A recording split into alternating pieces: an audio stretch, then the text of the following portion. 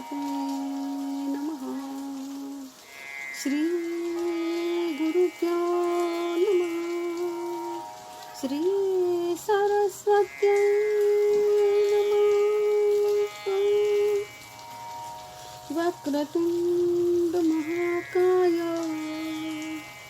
सूर्यकोटि समप्रभा निर्विघ्नं कुरु देवा सर्वकार्येषु सर्वदा. श्रीराम समर्थ.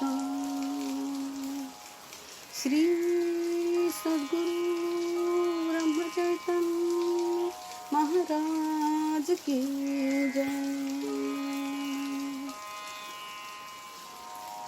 आदिनाथ गुरु सकल सिद्धांचा मच्छिंद्र तयांचा मुख्य शिष्य.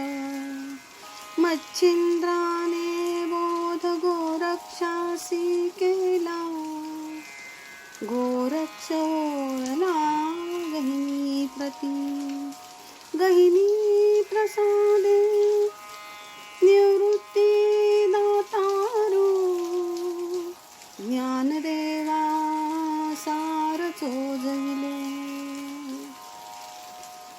अलंकापुरी पुण्यभूमी पवित्र. तिथे नांदतो ज्ञानराजा सुपात्र. तया आठविता महापुण्य राशी. नमस्कार माझा सद्गुरु श्री ज्ञानेश्वराची. ज्ञानराज माझी योग्याची माऊली. ज्ञानराज माझी योग्याची माऊली. ज्ञानराज माझी योग्याची माऊली. ज्ञानराज माझी योग्याची माऊली. ज्ञानराज माझी योग्याची माऊली. ज्ञानराज माझी ज्ञानराज माझी ज्ञानराज माझी योग्याची माऊली. ज्ञानराज माझी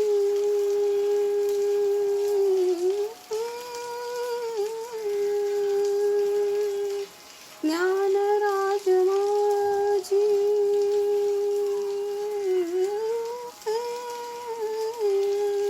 ज्ञानराज माझी योग्याची माऊली. ज्ञानराज माझी योग्याची माऊली.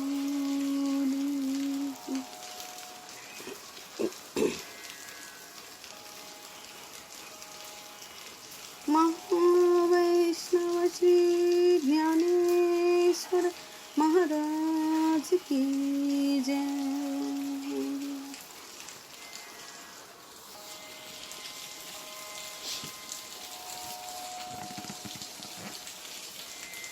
श्री ज्ञानदेव महाराजांचे चरित्र जीवन ही आपली या ग्रुपची दुसरी उपासना. बाप रखुमादेवीवरून यातील प्रकरण 5 वाचन सुरू करत आहे. प्रथम सर्व हृदयीच्या भगवंतास माझा नमस्कार.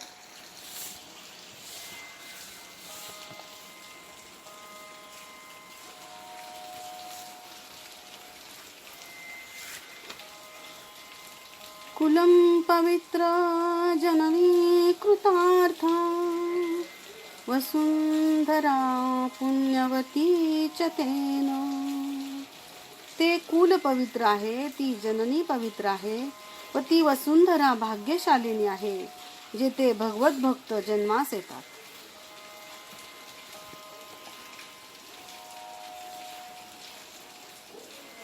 मुलींना बाहेर पाठवायचे नाही अशी प्रथा म्हणून सिद्धोपंतांनी रुक्मिणीसाठी घरी येऊन शिकवणारे गुरुजी ठेवले. ते सकाळचे 4-6 घटका तिचा अभ्यास घेत असत. तिला गुरुजींनी श्रीमद भागवत, महाभारत, रामायण असे वाचन करून व समजावूनही सांगितले होते. गीतेचे काही श्लोक रोज वाचून दाखवावेत व त्यांचे अर्थ तिला सांगावेत असाही त्यांचा परिपाठ होता. रुक्मिणी हा सर्व अभ्यास अगदी मन लावून करीत असे, समजून घेत असे व अनेक शंका ती गुरुजींना तसेच सिद्धोपंतांनाही विचारत असे. एवढेच नव्हे तर ती स्वतः त्यांचे चिंतन करून स्वतःचे मतही तयार करत असे. म्हणूनच रामायण व भागवत याच्या वाचनाने व अभ्यासाने तिने राम व श्रीकृष्ण यांच्यात तुलना केली होती. त्यावरून रुक्मिणी चांगलीच सखोल चिंतन करणारी आहे असे विठ्ठलपंतांना त्यावेळी वाटले होते. तिचे उत्तर ऐकून अचंबा वाटला होता. आता विठ्ठलपंत रुक्मिणीचा विवाह होऊन 4 दिवस झाले. रुक्मिणीची पूजा नेहमीप्रमाणेच चालू होती. मोगऱ्याला अजूनही बहर होता. आता एक नवीन प्रकार झाला होता. श्रीकृष्णाच्या पूजेसाठी मोगऱ्याचा एक हार तयार होत होता. आता 2 हार होऊ लागले. रुक्मिणीची श्रीकृष्णावरील भक्ती पाहून उमाबाई म्हणत असत, माझ्या रुक्मिणीचे हरण करण्यासाठी श्रीकृष्णच येणार आहे. त्यामुळे रुक्मिणीच्या अंतरंगी श्रीकृष्णाशिवाय अन्य कोणालाही स्थान नव्हते. विठ्ठलपंतांची विवाह ठरला तेव्हा रुक्मिणीने उमाबाईंना विचारले, आई, तू नेहमी म्हणत असतेस ना की माझे हरण करण्यासाठी श्रीकृष्णच येईल म्हणून, मग इकडचे नाव तर वेगळेच आहे. उमाबाई म्हणाल्या, अगं मागे तुला सांगितले होते ना, विठ्ठल म्हणजे श्रीकृष्णच. आणि मग उमाबाईंनी रुसलेल्या रुक्मिणीला शोधायला श्रीकृष्ण दंडकारण्यात कसा आला, तिथेच कसा राहिला ही गोष्ट सांगितली. ती कथा ऐकून रुक्मिणीला आनंद झाला आणि म्हणून विवाहानंतर रुक्मिणी दुसरा हार विठ्ठलपंतांसाठीही करून त्यांच्या उशीवर ठेवून जात असे. रुक्मिणी पूजा उरकून बसली होती. हातात गीतेचे पुस्तक होते. 9व्या अध्यायाचे ती वाचन करीत होती. 9व्या अध्यायाच्या 32व्या श्लोकावर रुक्मिणी थबकली. ती वाचत होती मोठ्याने, माही पार्थ व्यपश्रित्य ये पित्सुः पापयोनयः स्त्रियो वैशास्तथा शूद्रास्ते अपि यांती पराम गती. हा श्लोक वाचून रुक्मिणीने मान वर केली. दारात विठ्ठलपंत उभे होते. रुक्मिणी थांबलेली पाहून विठ्ठलपंत म्हणाले, आपण वाचण्याचे थांबू नका, आम्हीही ऐकू.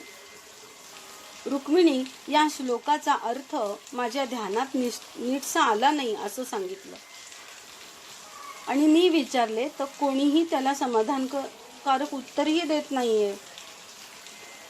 यावर विठ्ठलपंत म्हणाले, आपण श्लोक वाचावा, आपली शंका विचारावी, बघू आम्हाला जमते का तुमचे समाधान करायला. रुक्मिणीने श्लोक वाचला व विचारले, भगवंतांनी वैश्य शूद्र यांच्याबरोबर स्त्रियांनाही पापयोनी का म्हणले आहे? स्त्रियांची योग्यता एवढी खालच्या दर्जाची आहे असे का भगवंतांना म्हणायचे आहे? विठ्ठलपंत बोलू लागले. तो सिद्धोपंत माडीवर आले होते. विठ्ठलपंत दूर उभे राहून काही बोलत आहेत व रुक्मिणीच्या हाती गीता आहे. यावरून सिद्धोपंत म्हणाले, रुक्मिणी, तू आता यांनाही त्रास द्यायला लागलीस असे दिसते. विठ्ठलपंत म्हणतात सिद्धोपंतांना, अहो, त्यांच्या मनात एक शंका बरेच दिवस राहून गेली आहे असे त्या म्हणत होत्या. म्हटलं शंका तरी ऐकून घ्यावी म्हणून त्या सांगायला लागल्या. रुक्मिणी म्हणाली, बाबा तुम्ही बसा, माझे जर समाधान झाले तर बरेच दिवस सलत असलेला हा प्रश्न माझे मनातून निघून जाईल. सिद्धोपंत बसले. त्यांनी विठ्ठलपंतांनाही शेजारी बसवून घेतले. सिद्धोपंत म्हणाले, बोला. पंत रुक्मिणीच्या शंकांचे उत्तर आम्हाला देणे जमले नाही. तेव्हा आम्हालाही समजेल की भगवंतांना नेमके काय म्हणायचे आहे. विठ्ठलपंतांनी बोलण्यास सुरुवात केली. या श्लोकाचा बारकाईने विचार करावयास पाहिजे. एक गोष्ट म्हणजे ये अपि पाप योनयः असे भगवंत म्हणतात. म्हणजे जे कोणी पाप योनीमध्ये जन्माला असतील ते सुद्धा, असा येथे अर्थ होतो. म्हणजे स्त्रिया, वैश्य, शूद्र यांची गणना पाप योनीतले जीव असा भगवंताचा अभिप्राय नाही आहे. म्हणजे स्त्रिया, वैश्य, शूद्र आणि जे कोणी पाप योनीत जन्मलेले असतील असे सुद्धा. पण जे माझा आश्रय घेतात, परम गतिम यांती, ते श्रेष्ठ गतीला जातात असा त्यांचा खरा अर्थ होतो. आता स्त्रिया, वैश्य, शूद्र यामध्ये स्त्रियांना वैश्य शूद्र यांच्याबरोबर का घेतले गेले? शिवाय पापयोनी हे विशेषण शूद्रांना लावणे शक्य आहे. त्यामुळे ते कदाचित वैश्य व त्याचबरोबर स्त्रियांनाही लागू पडते असा यातून अर्थ निघतो का? याचा विचार केल्यास एका गोष्टीचा विचार करणे आवश्यक आहे, आणि तो म्हणजे जीव जन्माला का येतो व वर्णामध्ये, गुणांमध्ये काही संबंध आहे का? तर प्रथम गुण व वर्ण याचा संबंध लक्षात घेऊ. सत्व, रजतम या 3 गुणापासून हे वर्ण उत्पन्न झाले. त्यांची विभागणी अशी सत्वगण गुणापासून, ब्राह्मण व क्षत्रिय रजोगुणापासून, वैश्य रजोगुणामध्ये तमोगुणाच्या काही अंशाने शूद्र वर्ण उत्पन्न झाले. त्यामुळे वैश्य आणि शूद्र यांची नावे एकत्र घेतली आहेत. स्त्री ही प्रकृतीने चंचल असते. तिला मुळातच संसाराची आवड असते. त्यामुळे तिचा पिंड रजोगुणाच्या प्राधान्याने तयार झालेला आहे. स्त्री ही वात्सल्याची, प्रेमाची मूर्ती आहे. स्त्रियांना माया म्हणतात. याचे कारणही तेच आहे. स्त्रिया कधीच अनासक्त, विरागी, उदासीन असू शकणार नाहीत, कारण त्यांची प्रकृती रजोगुणी आहे. म्हणून आता पुढचा मुद्दा म्हणजे जीवात्मा जन्माचा. जीवाचा जन्म अतृप्त वासना, इच्छा या कारणाने होतो. तोपर्यंतच देहभाव आहे, तोपर्यंतच इच्छा, वासना होत राहतातच व त्याच्या पूर्ततेसाठी जीव जन्मभर धडपड करीत असतो. या धडपडीमध्ये त्यांच्याकडून कृत्य होतात व त्यावरून त्यांचे पाप पुण्याचे संचित तयार होते. त्याप्रमाणे पुढील जन्माचे प्रारब्ध तयार होते. आता याचा विचार केला तर सत्वगुणी ब्राह्मण, क्षत्रिय जास्तीत जास्त सुयोग्य मार्गाचा अवलंब करून आपल्या वासना तृप्त करून घेतात व बाकीचे विधी निषेधाचा फारसा विचार न करता आपली वासना पूर्ण करून घेतात. त्यामुळे त्यांच्या ठिकाणी पुण्यांशापेक्षा पापच जास्त जमा होते व कर्माची जास्त ओढ असल्याने ते त्यांच्या पापाचे फळ भोगून पुन्हा मनुष्य जन्मात येतात. त्यामुळे ते पापयोनी असे भगवंतांनी म्हणले आहे. आध्यात्मिक ज्ञानाने विकास करून घेण्यासाठी स्त्रीची एकूण शारीरिक, मानसिक धारणा स्वाभाविकपणे योग्य नाही. पुराणामध्ये गार्गी, मैत्रेयी अशा काही विदुषी होऊन गेल्या आहेत, पण तपसाधना करून पुढे जाणे कोणालाही जमले नाही. म्हणून वेदाने स्त्रियांना वेदज्ञानापासून पूर्ण वंचित केले आहे. पण हा दोष राहू नये व स्त्रियांनाही मुक्तीसाठी पूर्ण संधी असावी म्हणून गीतेने स्त्रियांनाही या ज्ञानाचा अधिकार आहे असे सांगितले. या गीतेत सांगितलेल्या काही मार्गाने त्यांना आत्मविकास साधून घेणे शक्य आहे. असो, पण सर्व स्त्री जातीला या पातळीला नेऊन ठेवले आहे असे तुम्ही जाऊन बसण्याची आवश्यकता नाही. तुम्ही गार्गी आणि मैत्रेयी होऊ शकता, तुम्ही तिथं जाऊन बसण्याची.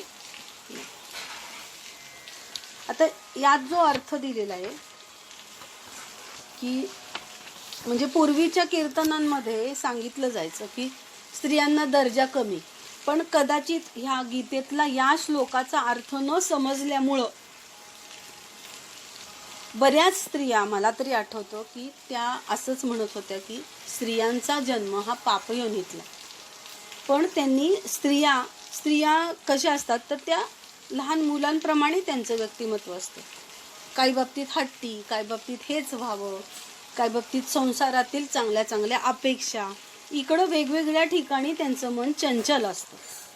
आणि स्त्री हे पाण्याच्या ग्लासाप्रमाणे आहे की त्या ग्लासामध्ये जर साखर टाकली तर गोडी आहे, आणि जर त्याच्यामध्ये तिखट टाकलं तर तिखट होईल, पण त्याच्यामध्ये जर माती टाकली तर ते गढूळ पण होतं.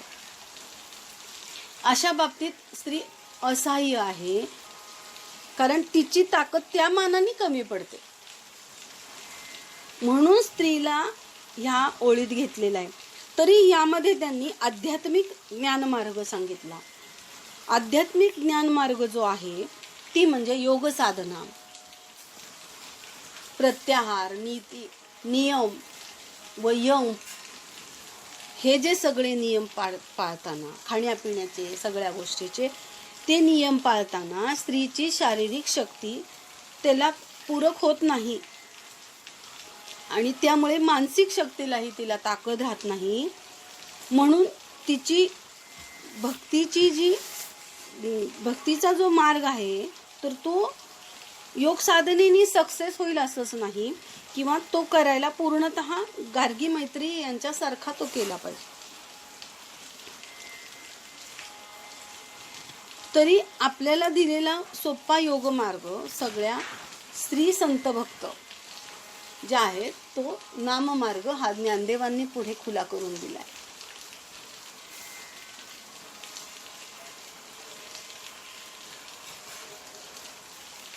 तरी विठ्ठलपंतांनी इथं सांगितलं की तुम्ही पण गार्गी मैत्री सारखं होऊ शकता. तर गार्गी मैत्रीचं मी हे वाचलेलं नाही आहे जास्त, पण त्याच्यातली ह्या दोघी जणी पैकी एक जण वैराग्य होती, एक जण संसारात होती. संसारात राहून सुद्धा योगामध्ये म्हणजे भक्तीच्या योगामध्ये श्रेष्ठ होता येतं, असं इथं विठ्ठलपंतांचं म्हणणं आहे. आपण आता पुढचा मुद्दा वाचू. विठ्ठलपंतांचे हे सुरेख व निर्दोष विवेचन ऐकून सिद्धोपंत तर आनंदून गेलेच, पण रुक्मिणी अगदी मंत्रमुग्ध होऊन गेली होती. आता शंका म्हणून राहिलेलीच नव्हती. इतक्या दिवसापासून सलत असलेला प्रश्न इतक्या सहजपणे सुटेल असे रुक्मिणीला वाटले नव्हते. आता तिचा विठ्ठलपंतांविषयीचा आदर जास्त वाढला. विठ्ठलपंतांच्या मुखातून जणू श्रीकृष्णच आपली शंका निरसन करीत आहे असे तिला वाटले. सिद्धोपंत म्हणाले, वाह वाह विठ्ठलपंत, आज आम्हाला खरोखरीच आनंद झाला आणि आम्ही धन्य झालो आहोत, असे म्हणून सिद्धोपंत उठून खाली निघून गेले. विठ्ठलपंत रुक्मिणीकडे पाहत होते. विठ्ठलपंत आपणाकडेच पाहत आहेत हे लक्षात येताच रुक्मिणी किंचित गोंधळली. तिने स्वतःला सावरले. विठ्ठलपंत म्हणाले, आपला अभिप्राय नाही कळला, आपली शंका दूर झाली ना? क्षणभर रुक्मिणी थांबून म्हणाली, आपले उत्तर ऐकून माझा प्रश्नच किती वेडेपणाचा होता हे माझ्या लक्षात आले. विठ्ठलपंत मध्येच घाईघाईने म्हणाले, नव्हे तसे आपण म्हणू नका. एक गोष्ट लक्षात ठेवा, गीता काय म्हणते, तद्विद्धी प्रणिपातेन परिप्रश्नेन सेवया उपदेक्षन्ति ते ज्ञानम ज्ञानिनस्तत्वदर्शिनः. यामध्ये परिप्रश्नेन म्हणजे वरचेवर प्रश्न विचारून, प्रतिप्रश्न म्हणजे शंका विचारून असे म्हणले आहे. म्हणून खऱ्या ज्ञानाची प्राप्ती करून घ्यायची असेल तर शंका विचारणे व त्याचे समाधान करून घेणे हीच खरी अभ्यासाची पद्धत आहे. शिवाय शंकांचे उत्तर मिळाले की प्रत्येक शंकाच वेडेपणाची आहे असे वाटते, तेव्हा तसे वाटून घेण्याचे कारण नाही. रुक्मिणी म्हणाली, खरे आहे आपले म्हणणे. आणि बाहेरच्या चढत्या उन्हाकडे पाहत रुक्मिणी उठली. आता आईला मदत करायला पाहिजे असे म्हणत रुक्मिणी संथपणे जिन्याच्या पायऱ्या उतरू लागली व विठ्ठलपंत कौतुकाने रुक्मिणीच्या पाठमोऱ्या आकृतीकडे पाहत स्वतःला धन्य समजत होते. वेळ मिळेल तसा रुक्मिणी व विठ्ठलपंत यांचा गीतेचा चर्चाभ्यास चालू होता. दिवस सरत होते तसा वैशाख संपला, ज्येष्ठ उगवला. विठ्ठलपंतांचे मन काही दिवस रुक्मिणीमध्ये रमले, पण त्यांना पुन्हा आपल्या कर्तव्याची आठवण झाली. तीर्थयात्रा अपुरी राहिली होती. माता पिता वाट पाहत असतील तेव्हा आता निघणे जरूर होते. कोठून सुरुवात करावी याचा विचार विठ्ठलपंत करीत होते. तोच त्यांना पंढरीच्या पांडुरंगाची आठवण झाली. त्या द्वारकाधीशाच्या आदेशाप्रमाणेच विवाह झाला आहे. तेव्हा त्यांचे दर्शन घ्यावे व पुढे तीर्थयात्रा चालू करावी असा विठ्ठलपंतांनी निश्चय केला. तशी वेळ साधून त्यांनी सिद्धोपंतांजवळ गोष्ट काढली. सिद्धोपंतांचा विठ्ठलपंतांच्या प्रस्तावाने आनंद झाला. ते म्हणाले, मग आता विलंब कशाला? आषाढी एकादशीला आपण पंढरपूरला पोहोचू, असेच निघू. सिद्धोपंतांनी ही गोष्ट घरात कळवली. त्यांनीही या बेताला संमती दिली. रुक्मिणीला खूपच आनंद झाला. पंढरीच्या विठ्ठलाचे दर्शन होणार, शिवाय प्रवासातील गंमत आहेच. सिद्धोपंत घराच्या व्यवस्थेला लागले. एका मासासाठी जवळजवळ घर बंद होणार आहे. तेव्हा सर्व सोयी नीट होणे जरूर होते. कोंबडा आरवला. बैलगाड्या अलंकापुरीच्या बाहेर पडल्या.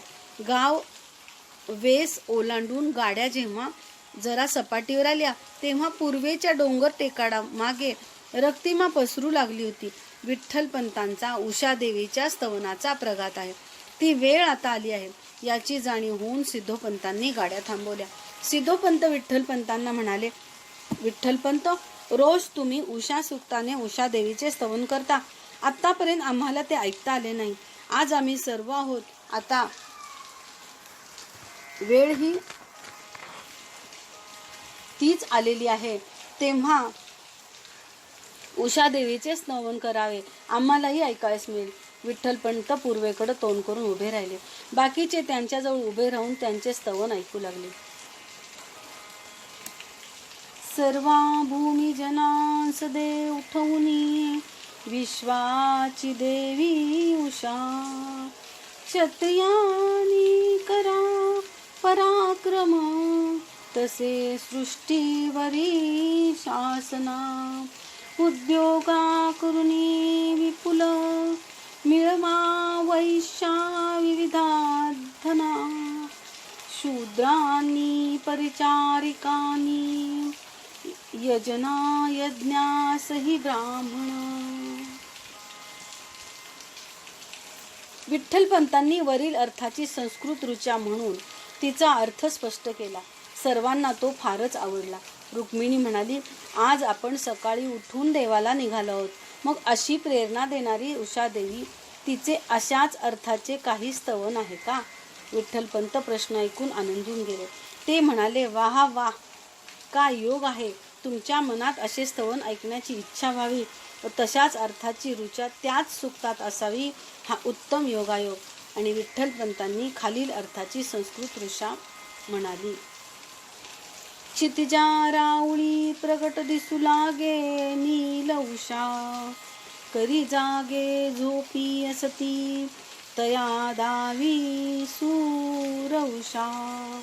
अशा गेल्या भूती असती, तरी होऊन समयी.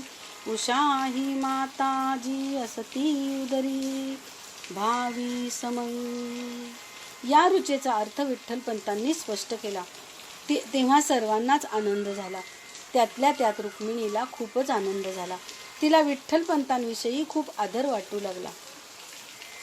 त्याचा अभ्यास, त्यांचे पाठांतर, वक्तव्य, शिकवण्याची, समजवण्याची पद्धत पाहून तिला वाटू लागले, खरोखरच विठ्ठल रूपाने श्रीकृष्णच माझ्याशी विवाह करण्यास आले असतील ना. या विचाराने रुक्मिणी स्वतःला धन्य धन्य समजू लागली, कृतार्थ समजू लागली. मुक्काम करीत करीत सर्वजण पंढरपुरास येऊन पोचले. देवळाचा कळस लांबून दिसू लागताच विठ्ठलपंतांचे हृदय गदगदून आले. डोळ्यात पाणी उभे राहिले. रुक्मिणीला सुद्धा खूप आनंद झाला. रुसलेल्या रुक्मिणीला शोधायला आलेला श्रीकृष्ण तिला दिसणार होता. त्यांचे रूप ती मनात साकार करीत होती. गाड्या वाळवंटात मोकळ्या केल्या. विठ्ठलपंत चंद्रभागेच्या वाहत्या पाण्यात पाय भिजवण्यासाठी मोठ्या आतुरतेने पुढे गेले. भीमाशंकरावरून निघालेली भीमा चंद्रकोरीप्रमाणे आकाराला आली, म्हणून ती पंढरपूरला चंद्रभागा झाली. चंद्रभागेच्या थंडगार पाण्यात पाय टाकून विठ्ठलपंतांनी पांडुरंगाच्या देवळाचे शिखर पाहिले व हात जोडले. सिद्धोपंत, उमाबाई व रुक्मिणी यांनीही चंद्रभागेत पाय भिजवून देवळाच्या शिखराचे दर्शन घेतले. सर्वजण देवळात आले. कटीवर हात ठेवून उभी असलेली ती पांडुरंगाची सुंदर मूर्ती पाहून सर्वांच्याच डोळ्यात पाणी उभे राहिले. पांडुरंगाचे पाय धरून त्यांच्या पायी मस्तक ठेवले. तीर्थप्रसाद घेऊन मंडळी पुन्हा वाळवंटात आली. गोपाळपुरा पाहिला. नावेतून गोपाळपूरला येणे जाणे झाल्याने रुक्मिणीला खूपच आनंद झाला. आषाढीची यात्रा भरली, संपली व गर्दी कमी झाली. सिद्धोपंत परतण्याची भाषा बोलू लागले. विठ्ठलपंत म्हणाले, मी आता माझी उरलेली तीर्थयात्रा पुरी करतो व अलंकापुरी येतो. मग तेथून मी आपल्या परवानगीने आपेगावला जाईन. आई बाबा वाट पाहत असतील तेव्हा आपण परवानगी द्यावी. सिद्धोपंत म्हणाले, रुक्मिणी अजून लहान आहे म्हणून तिला आपल्याबरोबर पाठवता येत नाही, पण आम्ही आपली वाट पाहत आहोत, तरी लवकर जाऊन परत या. विठ्ठलपंतांनी मान हलवली. पडशी खांद्यावर टाकून त्यांनी पावले टाकण्यास सुरुवात केली. विठ्ठलपंतांची मूर्ती दिसेनाशी होईपर्यंत रुक्मिणी त्यांच्या पाठमोऱ्या आकृतीकडे पाहत होती. विठ्ठलपंत वळले म्हणून दिसेनासे झाले का डोळ्यात उभ्या राहिलेल्या गंगा यमुना संगमाने त्यांना समावून घेतले हे रुक्मिणीला कळले नाही. डोळ्याला पदर लावून तिने दिलेला हुंदका उमाबाईंनी व सिद्धोपंतांनी ऐकला तेव्हा ते भानावर आले. उमाबाईंनी रुक्मिणीला जवळ ओढले. तिने व रुक्मिणीने उमाबाईंच्या कुशीत शिरून जड झालेले हृदय मोकळे करून घेतले. परतीसाठी अलंकापुरीच्या गाड्या निघून चालू लागल्या.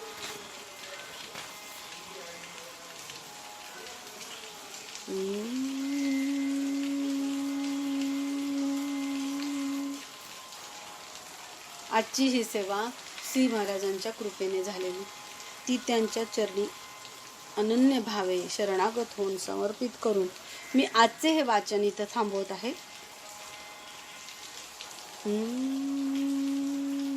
ज्ञानराज माझी योगाची माऊली, ज्ञानराज माझी योगाची माऊली, ज्ञानराज माझी योगाची माऊली, ज्ञानराज माझी योगाची माऊली, ज्ञानराज माझी योगाची माऊली, ज्ञानराज माझी योगाची माऊली, ज्ञानराज माझी योगाची माऊली.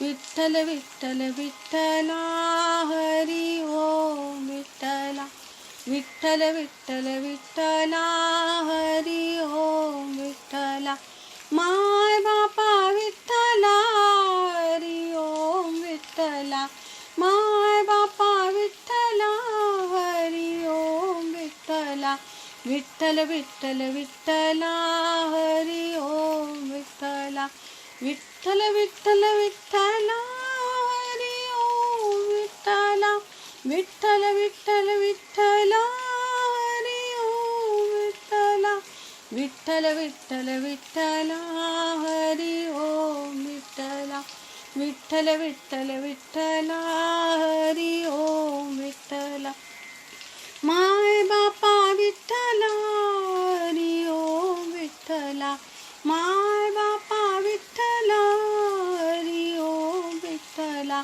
विठ्ठल विठ्ठल विठ्ठला हरी ओम विठ्ठला, विठ्ठल विठ्ठल विठ्ठला हरी ओम विठ्ठला. समाधी पाहता समाधान होते, तनु कष्टवी त्यासी आनंद देते, मनी भाविता कामना पूर्ण होती, नमस्कार त्या ब्रह्मचैतन्य मूर्ती. श्री सद्गुरु ब्रह्मचैतन्य महाराज की जय. महाविष्णु अवतार श्री ज्ञानेश्वर महाराज की जय. जय जय रघुवीर समर्थ.